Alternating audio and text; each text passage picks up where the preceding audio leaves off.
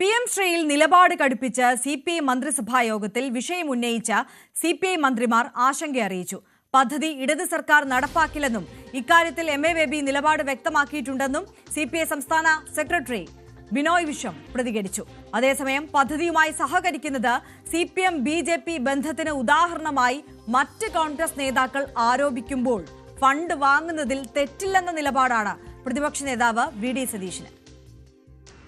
PMC പദ്ധതിയുമായി ബന്ധപ്പെട്ട ഇടതുമുന്നണിയിൽ ആശയക്കുഴപ്പവും പ്രതിസന്ധിയും തുടരുകയുമാണ്. പദ്ധതിയുമായി മുന്നോട്ട് പോകാൻ CPM-ഉം അതുപോലെ വിദ്യാഭ്യാസ വകുപ്പ് തയ്യാറെടുക്കുമ്പോൾ ഒരു കാരണവശാലും അതിന് കഴിയില്ല നിലപാടാണ് CPI സ്വീകരിക്കുന്നത്. ഇന്ന് രാവിലെ സംസ്ഥാന സെക്രട്ടറി ബിനോയ് വിശ്വത്തിന് വട്ടിയൂർക്കാവിലെ വസതിയിൽ യോഗം ചേർന്നാണ് മന്ത്രിസഭാ യോഗത്തിലെടുക്കേണ്ട നിലപാടുകൾ CPI മന്ത്രിമാർ തീരുമാനിച്ചത്. അതിന്റെ അടിസ്ഥാനത്തിലാണ് ഈ പദ്ധതി നടപ്പാക്കുന്ന തരത്തിലും വാർത്തകൾ മാധ്യമങ്ങളിൽ വരുന്നുണ്ട്. എന്താണ് അതിന്റെ വസ്തുത, എങ്ങനെയാണ് അത് നടപ്പാക്കുക എന്ന ചോദ്യം CPIയുടെ മന്ത്രിമാർ മന്ത്രിസഭാ യോഗത്തിൽ ഉന്നയിച്ചത്. CPM-നെ പരോക്ഷമായി വിമർശിക്കുന്ന, എന്നാൽ CPM അത്തരം ദേശീയ വിദ്യാഭ്യാസ നയത്തിന് അനുകൂലമായി RSS നിലപാട് അനുകൂലമായ തീരുമാനം എടുക്കില്ലെന്ന ശുഭാപ്തി വിശ്വാസം പ്രകടിപ്പിച്ചുകൊണ്ടാണ് CPIയുടെ സംസ്ഥാന സെക്രട്ടറി പ്രതികരിച്ചത്.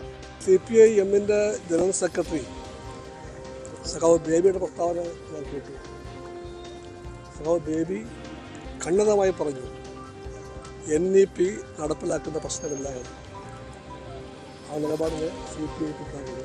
എന്നാൽ പദ്ധതിയുമായി മുന്നോട്ട് പോകുമെന്ന സൂചന തന്നെയാണ് ഇന്ന് വിദ്യാഭ്യാസ മന്ത്രി V ശിവൻകുട്ടി നൽകിയത്. താനും ബിനോയും കമ്മ്യൂണിസ്റ്റുകാരാണ് എന്നുകൂടി അദ്ദേഹം പറയുന്നു. അത് ആ സമയമാകുമ്പോൾ പറയാം, കുഴപ്പമില്ല.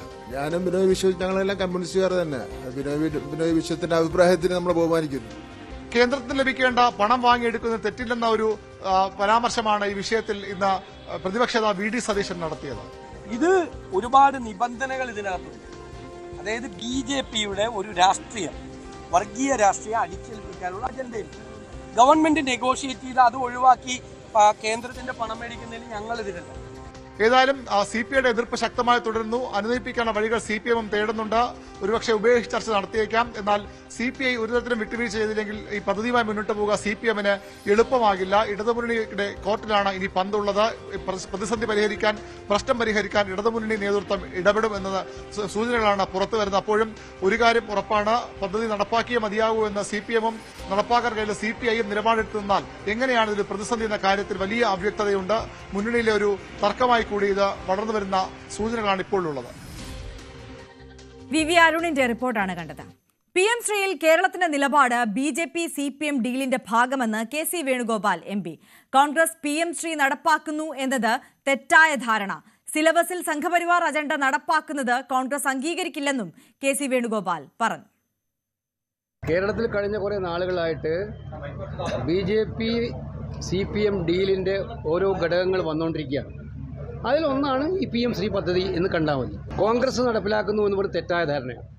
കർണാടകത്തിൽ 2021 നടപ്പാക്കുക, അന്നേരം കോൺഗ്രസ് ഗവൺമെൻറ് അല്ല, BJP ഗവൺമെൻറ്റുള്ള കാലത്താണ്. തെലങ്കാനയിലും BJP ഗവൺമെൻറ്. പക്ഷേ വളരെ കൃത്യമാണ്, ദേശീയ വിദ്യാഭ്യാസ നയവുമായി ബന്ധപ്പെട്ട് നമ്മുടെ സിലബസിലും അതുപോലെ കരിക്കുലത്തിലും സംഘപരിവാർ അജണ്ട വെച്ച് നിർത്തുന്ന ഒരു നടപടിയെയും കോൺഗ്രസ് ഗവൺമെൻറ്റുമായിട്ട് സഹകരിച്ച് മുന്നോട്ട് പോകില്ല, കോൺഗ്രസ് ഗവൺമെൻറ് സഹകരിച്ച് മുന്നോട്ട് പോകില്ല എന്ന് വ്യക്തമാണ്.